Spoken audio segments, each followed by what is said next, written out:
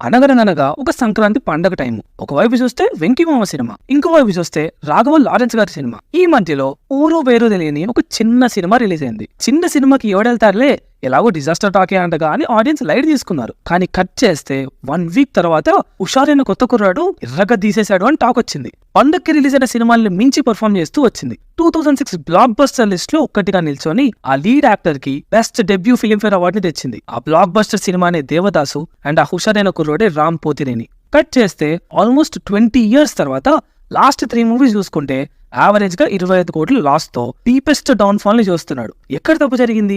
ఎందుకు తన స్టామినాకి తగ్గ బొమ్మ పడట్లేదు? ఒకవేళ పడ్డా కూడా బ్లాక్ బస్టర్లు ఎందుకు అవ్వట్లేదు? పదండి చూసేద్దాం. ఇంతకీ మీ ఫేవరెట్ రామ్ మూవీ ఏంటో కామెంట్స్ లో చెప్పండి. నాకైతే Nenu Sailaja. What and where it went wrong for Rapo. Second మూవీకి అప్పుడే ఇండస్ట్రీకి వచ్చిన కొత్త డైరెక్టర్ కి ఛాన్స్ ఇచ్చి జగడం అనే డిఫరెంట్ అటెంప్ట్ చేసి అందరికీ సర్ప్రైజ్ ఇచ్చాడు. తర్వాత టాప్ ఫామ్ లో ఉన్న శ్రీను వైట్లతో రడీ మూవీ చేసి బ్లాక్ బస్టర్ ఫ్యామిలీ ఎంటర్టైనర్ ఇచ్చాడు. ఆ వెంటనే గణేష్ లాంటి రామ్ కామ్ అండ్ మస్కా, కందిరీగా లాంటి కమర్షియల్ ఎంటర్టైనర్స్ తో పాటు సినిమా రిజల్ట్ గురించి ఆలోచించకుండా అటు క్లాస్ అండ్ ఇటు మాస్ ఆడియన్స్ ని బ్యాలెన్స్ చేస్తూ ఒక సాలిడ్ కెరీర్ ని బిల్డ్ చేసుకునే ప్లాన్ లో ఉన్నాడు. అప్పుడే మాస్ మూవీస్ కున్న క్రేజ్ ని అండ్ కమర్షియల్ సినిమాకున్న రీచ్ ని గమనించి దాని మీద ఫోకస్ చేయడం స్టార్ట్ చేశాడు. కానీ అలా అబ్జర్వ్ చేసిన వెంటనే కమర్షియల్ సినిమా చేయలేదు. ఎందుకంటే ప్రేమంటాలంటే ఒక డేరింగ్ అటెంప్ట్ కూడా చేశాడు. రామ్ కామ్స్ లోనే one of the most different attempt అది. కానీ మనం దాన్ని ఫ్లాప్ చేసాం. అదిగో అప్పుడు పడింది పెద్ద దెబ్బ. వెంటనే ఒంగోలు గిత్త, మసాలా, పండగ చేసుకో, శివం లాంటి కమర్షియల్ టెంప్లెట్ ఉన్న మూవీస్ తీశాడు. అఫ్ కోర్స్ అన్ని షెడ్డుకెళ్ళిపోయాయి అనుకో. ఆ తర్వాత నేను శైలజ లాంటి రొమాంటిక్ కామెడీ తీసి సూపర్ హిట్ కొట్టి ఒక మంచి కంబ్యాక్ ఇచ్చాడు. కంబ్యాక్ వచ్చా కోరుకోవాలిగా, లేదు. తర్వాత హైపర్ అనే ఒక కమర్షియల్ ఫిలిం చేశాడు.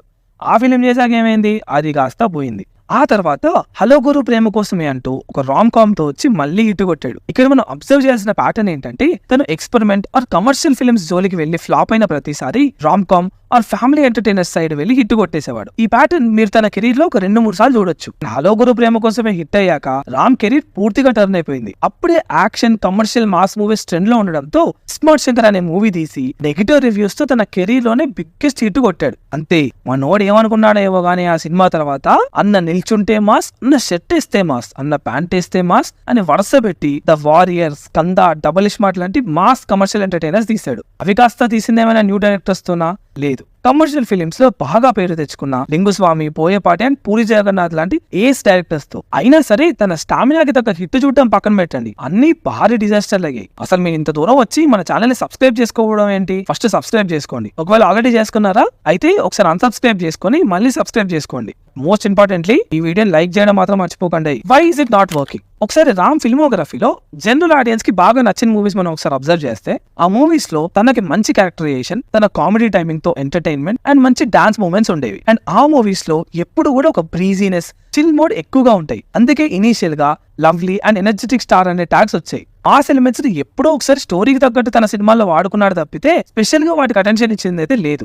అలాంటిది ఇస్మార్ట్ శంకర్ తో తన ట్రాక్ మొత్తాన్ని కంప్లీట్ గా మార్చేశాడు. అసలు ఈ మూవీలో ఆ డైలాగ్ డెలివరీ, ఆ మేక్ ఓవర్, ఆ ఎనర్జీ, ఏం చేశాడా అనిపించింది. కానీ ద వారియర్ అండ్ స్కందాలు తన క్యారెక్టరైజేషన్ అండ్ యాక్టింగ్ చాలా ఫోర్స్డ్ అనే ఫీలింగ్ వచ్చింది. ఈ షిఫ్ట్ ని తన ఇనిషియల్ స్టేటస్ లో క్రియేట్ చేసుకున్న ఆడియన్స్ కంప్లీట్ గా యాక్సెప్ట్ చేయలేకపోతున్నారు. అండ్ ఈ మూవీస్ తో మాస్ ఆడియన్స్ లో ఫ్యాన్ బేస్ పెంచుకొని వాళ్ళకి దగ్గర అయ్యాడేమో కానీ ఇనిషియల్ మూవీస్ తో తను క్రియేట్ చేసుకున్న ఆడియన్స్ కి మాత్రం దూరం అవుతూ వస్తున్నాడు. What other actors of his league are doing and what Ram has to do అనేది డిస్కస్ చేద్దాం. విజయ్ దేవరకొండ, విశ్వక్సేన్ లాంటి రీసెంట్ యాక్టర్స్ కంటే ముందు వచ్చాడు రామ్. ఇన్ఫాక్ట్ నాని కంటే ముందే డెబ్యూ చేశాడు. వీళ్ళతో కంపేర్ చేస్తే రామ్ మిస్ అయ్యే కామన్ థింగ్ ఏంటి? వేరియేషన్స్. దసరాతో ఒక రూటెడ్ మాస్ బ్లాక్ బస్టర్ తీసిన నాని వెంటనే హాయ్ నాన్న అనే ఫీల్ గుడ్ ఎమోషనల్ ఫిల్మ్ తో వచ్చాడు. లైగర్ సినిమా ఫ్లాప్ అయినా కూడా తన నెక్స్ట్ చాయిస్ మాత్రం తన స్ట్రెంత్ అయిన రామ్ కామ్ కే వచ్చాడు విజయ్ దేవరకొండ. అప్పుడెప్పుడు అడవి చేసి ఒక మాట అన్నాడు, నేను ఎన్ని డిఫరెంట్ సినిమాలు ట్రై చేసినా కూడా ఒక 2-3 సినిమాల తర్వాత మాత్రం ఒక థ్రిల్లర్ మూవీ తీయడానికి ఇష్టపడతాను అని, అండ్ నా హోమ్ జానర్ అని కూడా చెప్పాడు. ఇలా ప్రస్తుతం డిఫరెంట్ యాక్టర్స్ చేస్తున్నది వేరియేషన్స్ అండ్ వాళ్ళ స్ట్రెంత్స్ ని సేఫ్ జోన్ గా పెట్టుకోవడం.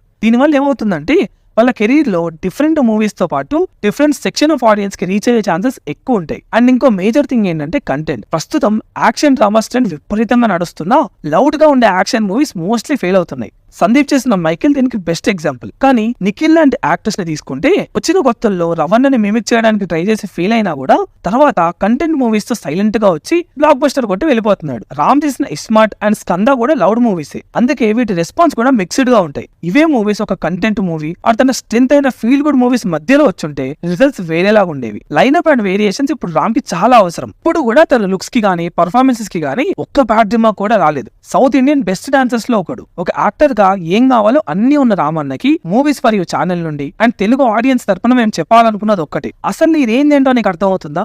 ఓడి స్కంద లాంటి ఫ్లాప్ టాక్ వచ్చిన సినిమాతోటి 50 కోట్లు క్రాస్ కొట్టావన్నా నువ్వు. అలాంటిది ఒక మంచి కంటెంట్ ఉన్న సినిమా పడితే 100 కోట్లు కొట్టడం పెద్ద మ్యాటరే కాదు. డబుల్ ఇస్మార్ట్ చూసాక నీకున్న యాక్టింగ్ క్యాపబిలిటీస్ కి, నువ్వు చేస్తున్న పొగడాల సినిమాలకి గుండెల్లో ఒకటే మంట. ఇంకీ ఎక్స్పీరియన్స్ డైరెక్టర్స్ తో తీయాలి, మాస్ సినిమాలు తీయాలి అని ఫిక్స్ అవ్వడం మానే అన్నా నువ్వు. అలా చేయడం తప్పనట్లేదు, కానీ ఈ అవుట్డేటెడ్ డైరెక్టర్స్ ని పక్కన పెట్టి కొత్త డైరెక్టర్కి ఛాన్సులు ఇవ్వు. కొత్త కాన్సెప్ట్స్ తో రా. కంటెంట్ ఉన్న మాస్ సినిమాలు మాత్రం నీ స్ట్రాంగ్ జోన్ అయిన romantic comedy and family entertainers తో రా. ఎందుకు హిట్ అవ్వో మేము చూస్తాం. నెక్స్ట్ 2 years లో మీకు మంచి ప్రైమ్ టైం స్టార్ట్ అవ్వాలని కోరుకుంటూ ఇక సెలవు. ఇట్లా మీ team movies for you for Ram Pothineni and his fans and TFI కట్టు బానిసలు.